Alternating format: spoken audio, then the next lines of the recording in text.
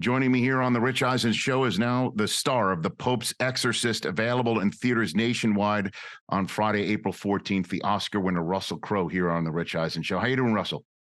Very good. Good morning to you. Good morning to everybody. Good to have you here on the program. First up, I'm going to do this again. Name of the show is my name, so I'll just jump into what interests me. I'm a Michigan guy. How in the world did you and Lloyd Carr hook up those years ago? It was awesome as a Wolverine fan to see you in the colors. I sitting here right now, I can't remember the first time that we met, me and Lloyd, but he had come down to Australia. I'd recently taken over control of the South Sydney Rabbitohs rugby league side and a national rugby league team in 2006. And I was talking to him about it one day, and I said, would you feel like coming down and talking to the players and the coach, because we had a very young coach at that point. And he did, and he made a great impression. And a couple of years later, I was shooting State of Play in Washington, D.C., and Michigan had had a terrible start to the season, and just in case the listeners don't know, the South Sydney Rabbitohs is the oldest team in rugby league. It was formed in 1908. The symbol of the team is a rabbit. Okay. The Rabbitoh actually refers to a job in the late 1800s of being a rabbit culler, because the state of New South Wales was overrun by rabbits. But this is a very, very long story. But you could make a living shooting rabbits, selling the pelt to the government, and then selling the meat on the street. And the guy selling the meat on the street would walk around yelling out Rabbitoh, and the cooks would come out and buy it, So, and a number of the team originally, when they first started playing, that was their job. They were rabbit cullers, Anyway, so I was in Washington 2008. Michigan had a terrible start to the season. Notre Dame game was coming up. I just reached out to him and said, how you doing? And he said, I'm doing really bad, And I said, yeah, man, I've been seeing the scores. And he goes, where are you? I said, I was in Washington. And he said, can you make the game? It was coming up that weekend. And, it's not a short distance from DC to Ann Arbor. So I said, well, technically I can, And so he said, I need you, Big Bunny. So I got on the plane, and people don't understand this. People assume that I do this with sports teams all the time because I'm a sports team owner or whatever. And I went to the dressing room, and normally if I talk to players, I try to, I don't try and bring the roof down. I mean? I don't try to do that sort of speech. I try to say something, thoughtful that may motivate them on a very simple level. I don't try and be theatrical or, and even with my own team, I've never done this, but I walked into that changing room, and there was just this sort of strange energy in the room, right? Everybody was a little bit afraid, and it was odd. And I'd never done this before, but it just came to me in the moment. And I just asked all the boys to start tapping their chests, and those are pads you've got in American football. It's a really cool slapping sound, So it sounded like Roman soldiers marching. And I just started speaking over that, right? And I actually went full Gladiator. I went right up to the point of, and I said, when I bring my hand down, I want you to stop, because I got them to go louder and louder and louder with the slapping, and they're doing, and I brought my hand down. The silence was deafening. And in that silence, I said, repeat after me, strength and honor. And the boys did it back. And then they went out just hunting for big game, man. That had that terrible start to the season, but they went out and they smashed Notre Dame, smashed them, And I'm like, the game was sort of over in the first 15, 20 minutes because the dominance, what I mean? And they kept plowing through. And then for the rest of the year, they had a pretty good year. But, so me and Lloyd, for some reason, I can't remember the very first time we met, but it was just one of those things when you meet somebody that you connect with or click with, and he's a wonderful man. And I learned a lot from him, and he was such a great teacher, Yeah, I mean, that is amazing. So you went full Maximus for the Wolverines, is what you're saying. Yeah. I've never done that before for anybody else. I don't know where it came from, And the thing is, I was playing that character in State of Play. So, or was it State of Play or was it Body of Lies? Actually, I think it's even worse. I think it was Body of Lies. Okay. Right. So I had this really messed up hairdo because I was trying to grow my hair, because originally when I was doing Robin Hood with Ridley Scott, he said you have to have long hair. Yeah. So I grew my hair for 2 years, kept hiding it under wigs on other films, only to get to a couple of weeks before production and really went, nah, I don't like the long hair, chop it off. Well, I mean, after this gets out, Russell, I mean, I think a lot of coaches might be needing your services or looking to tap you on your shoulder here. I mean, are you a fan of any? That was a special occasion just for Lloyd. I bet. Are you a fan of any NFL team? Are you a specific fan of any American football team, Russell? Well, a long time ago, I did a deal with an American fellow that I used to hang out with and take on his teams if he took on the Rabbitohs. So okay. I keep an eye on the Jets. But recently, 4 years ago, whatever, I started a relationship with a girl from New Orleans. So now I keep an eye on the Saints as well. Have you been to the Superdome? Have you been to that spot? Yeah. The ground in New Orleans. No, yeah, where they play. Yeah, exactly. No, I've not seen a game yet. All right. Yeah. Well, that's as good a team as any. The Jets, huh? I think the Jets might need you to come tap the chest for them. You know, certainly. It's been a painful 30 or 40 years. That's why I'm also a Jet fan. I'm a South Sydney fan, right? I'm a South Sydney fan, so I'm used to that kind of pain. Sure. You know, the South Sydney were a championship team when I was a young man.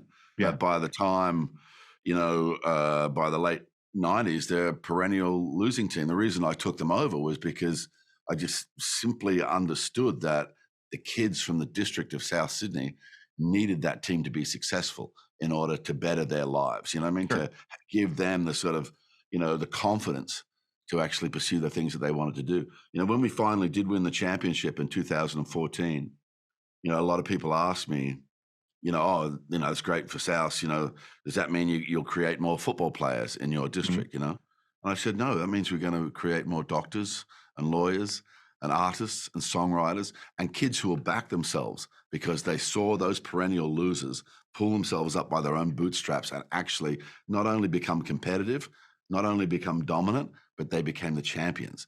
And so, if you're 10 years old when I took over that club, you're 18 going into university when we win. So your confidence level, your understanding of what is possible has expanded greatly. So, sport is very important in Australian culture. So a simple move like that, getting a team off the bottom of the table and back into success, can have a very deep and resonant effect. Of course. So what would be the biggest thing for you personally, winning a championship as a club owner or the Oscar that you won? Probably neither of those things. Probably, sitting, talking to my son the other night, he's in university now, and, he designed himself the easiest degree that a young person could do, because he's quite clever. So he thought, I'll game this system, but it's just not in his nature. So he goes into the second year and he's like, I've got more to give here. So, I'm talking to him the other night about Latin declensions and ancient Greek, because in the second year of his degree, he's turned up the heat under his own feet, but by his own volition, and he's now doing a degree which is significantly more difficult than when he started. So that pleases me greatly, to have a kid with self-motivation like that, Being a dad. There we go. I appreciate that. Russell Crowe right here on the Rich Eisen Show. Let's talk about The Pope's Exorcist. What intrigued you about this project and this film that's coming in theaters on the 14th? Rich, it might just mean that I'm really kind of naive. Okay. But when I read that there's a real job at the Vatican called the chief exorcist, I was surprised. I was like, really? That's a gig? Okay. And that's what intrigued me, right? It was like the script itself, and this is not sort of, putting the writers in any negative place, because you quite often have a situation in a studio where more than one person has had their hand on a script. So by the time it gets to someone like me reading it, it might have changed, to meet parameters that the studio put in place, but it's no longer like a document that has any real flow, So, I read it and there was some sort of intriguing things about it, but the most intriguing thing was the fact that there was a job called the chief exorcist of the Vatican. So that's what got me interested. And that's what I started to research. And then looking into Gabriele Amorth's life, I have to say that's what grabbed me. That man as a character and the things that he'd experienced through his life. Did you get to see the film? Have you seen it? Yes, I have seen it. It's fascinating to me. I did not know whatsoever, Russell, that this existed either. Right. Okay, so it's you and me. We're the naive guys. No, I've been to the Vatican, and I never thought, okay, this place is clean, to use the phrase, from the exorcism or from Poltergeist. I had no idea that there could be a little job like that in my life. Yeah. So it was fascinating to me completely. Well, as we go through in the film, there's biographical elements now in the movie that come from the research I did, and me going back to the writer and the director and the producers going, this guy's fascinating. Let's just tell his actual story, because he's fascinating, Yeah, absolutely. So he comes from Modena, Gabriele Amorth in Italy, and that's the same place that Ferrari comes from. So there's a couple of little things I do in the movie. I wear red socks under my cassock. That's because he's a Ferrari fan. Okay, I'll take it. Russell Crowe here on the Rich Eisen Show. A couple more minutes left with him. The Pope's Exorcist, again, available in theaters nationwide on Friday, April 14th. Which film do you get when people run into you the most? Which one do you get the most? Is it Gladiator? Is that the one you get the most, Russell? It kind of depends where you are in the world, or where I am in the world. Gladiator a lot, for sure. But surprisingly, I think maybe to other people, Master and Commander is a big topic for discussion. And that seems to have grown in popularity exponentially, over time. A movie I did with Ryan Gosling, a comedy called The Nice Guys, comes up constantly. 3:10 to Yuma that I did with Christian Bale. People want to talk about that because if they're into it, they're deeply into it, And then, Beautiful Mind comes up a lot, but it's not.